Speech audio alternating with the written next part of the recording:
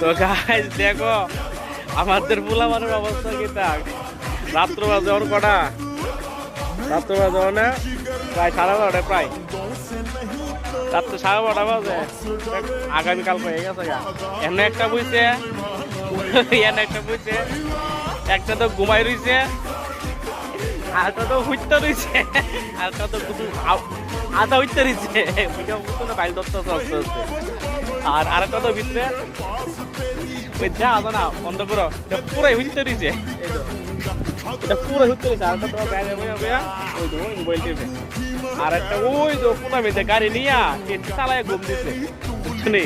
আর ওইদিকে তো পাগলাটা সেটা দিচ্ছে। আমরা কই আছি জানি, আমরা এই যে প্রজ্ঞা ভবনের সামনে আছি। এটা লোক আমাদের ইলেকশন অফিস, ঠিক আছে। এবার ওই টাকা যে কইছে ওই টাকা এই হলো আমাদের আজকের জীবন। টাটা।